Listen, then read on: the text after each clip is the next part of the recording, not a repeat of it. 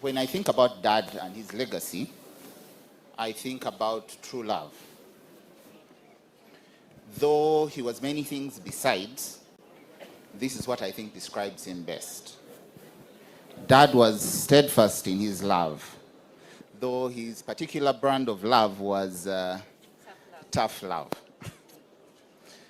Dad loved his family. Dad loved people and made them his family. And Dad loved his country. Dad instilled in us a belief in this country and a love for it that we want to talk about today. Dad, in loving his country, he believed in it. He believed in the potential of this country. And he believed that the beginning, the foundation of growing this country could only be through agriculture, both of the rearing of livestock and crops, because that's what most of the people in Uganda do. Dad led by example.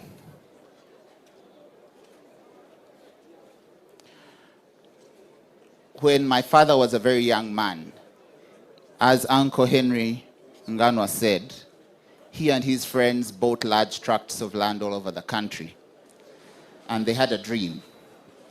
They had a dream to revolutionize agriculture. I request you to go and stand outside the tent so that we can listen to the children as they speak. Kandi na Arwini mwisha kumuherezo mwanya gambe.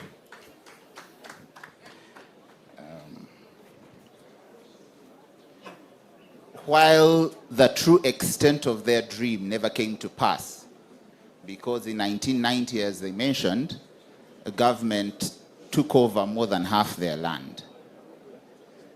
They believed that that was very unfair. They went to court. In 1998, government agreed to pay them compensation. But up to now, 27 years later, they are still waiting. Even with this setback, they dusted off their clothes and went back into the field. And the crop they chose was tea. You would wonder, why tea of all crops? Tea may not be the most profitable enterprise when you first look at it, but they liked it because it was the most impactful to a rural population and the rural economy. Tea is picked all year round. It doesn't have a season. So workers get money every day. Farmers get money almost every week. What that means for a community is that the cash flow improves and people are able to save money and to grow, to pay school fees, to look after their families. I wanted to explain that for people who might be wondering why tea. And even today, the potential of the tea industry is still there. I want to discourage those who are planning to uproot their tea because of the low prices, and instead, we get working. Let's make our tea better in quality so that all of us can earn from it. Dad loved nature. Dad was happiest when he was seated on his veranda in any of his homes, enjoying his garden, or in a ranch or in a farm, surrounded by trees, surrounded by nature.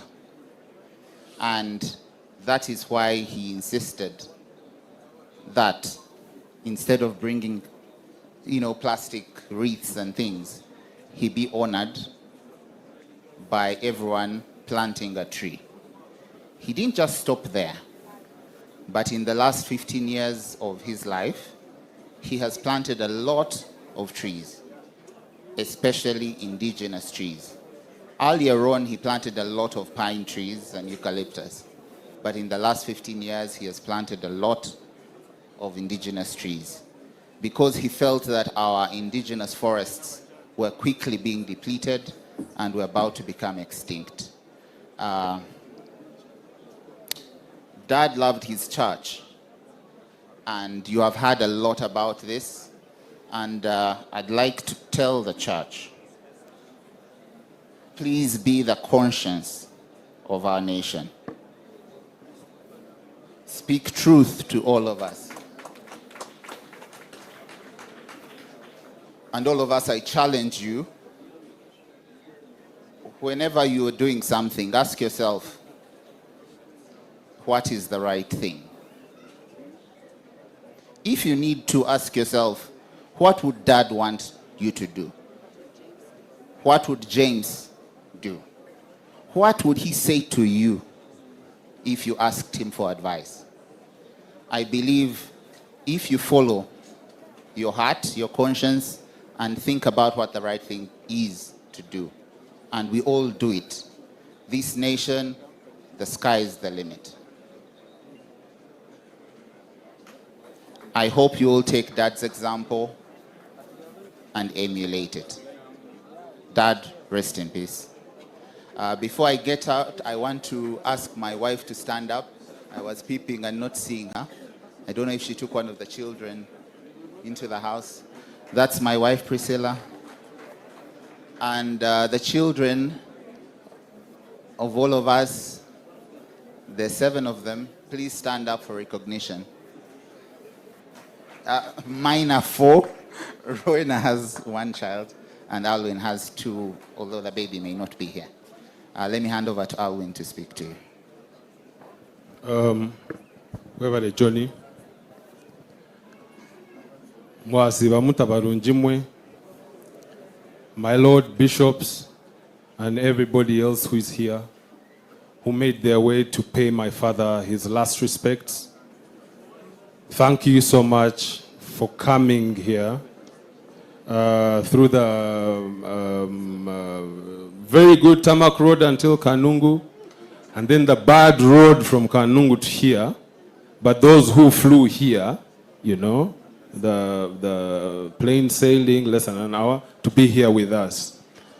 I spoke in Kampala at church, but I just wanted to speak for the last time because this is the last time I'm going to be interacting with my great father.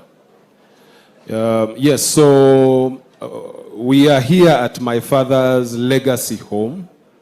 But the genesis of this home was my father took a decision that if he could not achieve development that he strove for through politics, through supporting struggles, bush wars, and the like, at least he would go back home and focus on what he knew best, which was entrepreneurship.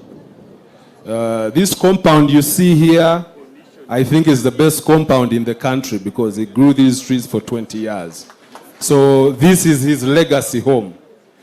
Some people think Mr. Musinguzi's 18-hole golf course in Kanungu is his first golf course. No. He had a golf course in Entebbe at Garuga. That place is called Garuga because he had 800 acres there. He wanted to make it a model resort for the country. Unfortunately, he was frustrated, as you know. The road projects were frustrated. So he said, no, let me bring my legacy golf course here. So that's one of his legacies here. Another of his legacies is, of course, the tea. You know, he left people of Western Uganda multiple tea factories, but they were not his.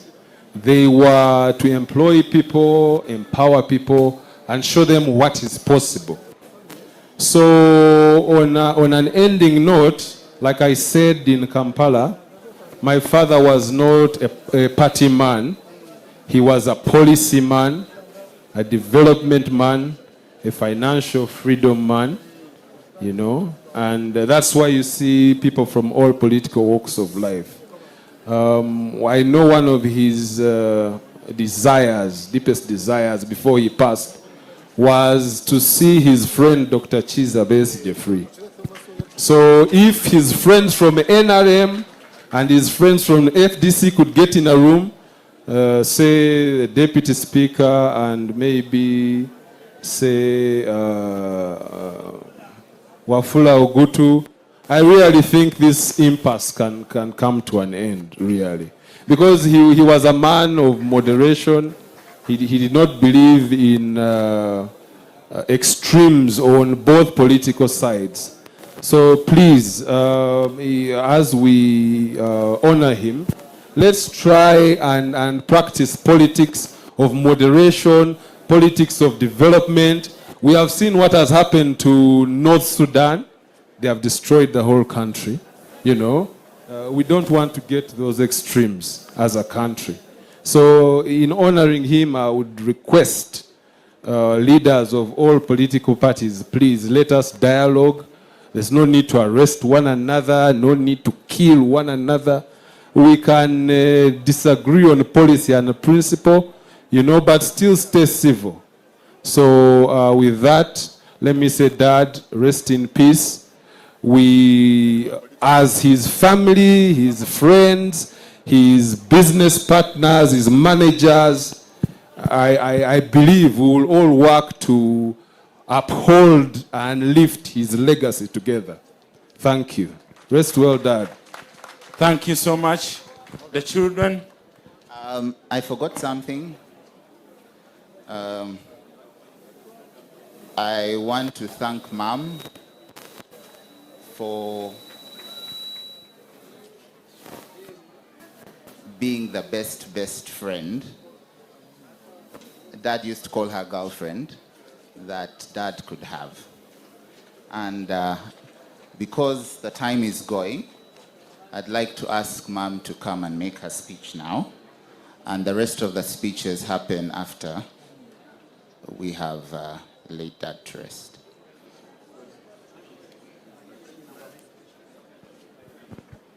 Yeah. As we wait for Mommy to make her way here, I just want to address the... Could we allow her to speak from...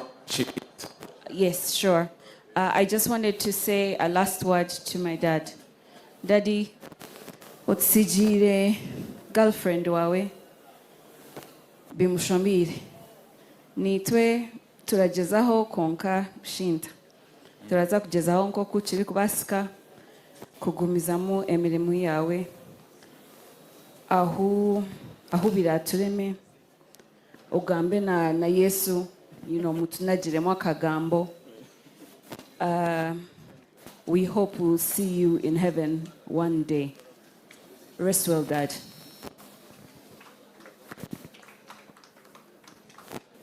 Katuchulere twachire okugamba kwa Dr. Peace.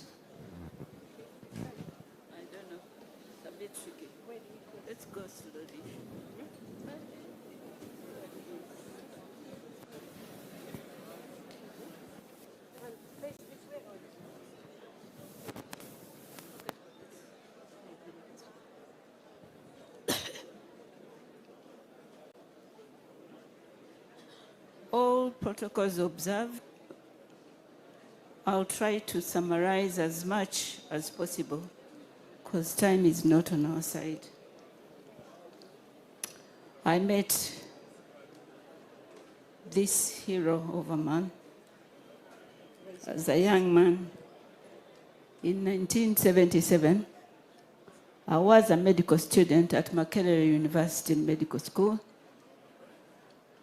He expressed interest in developing a relationship with me. But I had in my mind this ideal idea of finishing school first before I think of forming a family. But knowing how persistent he is, he was so persistent. Every lunchtime, I would enter, and as I'm sitting down for my lunch, literally every day in the Galloway, everybody who went to medical school would know, only to see one of my friends coming and said, "Hey, your friend has come for you." Then he takes me out for lunch. If I said I'm not coming, he said, then I'll not eat. So soon the relationship was solid. And in 1980, September, we got married. We have since had 4 biological children and perhaps many more.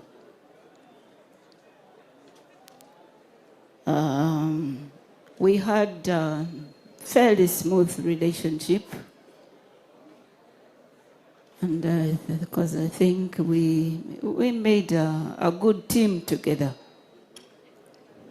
However, in 2006, which I take as an important milestone, I'll try to talk about what has not been talked about to avoid repetition. He got cancer of the esophagus. We were able to go and treat it successfully in the United Kingdom. It was followed for 10 years. He was declared discharged, healed, cured. It was a hard fight. And I think because of that reason, he believed in me, even when this time he fell sick. However, at that time, that 2006, Uganda was still quite respected. It was very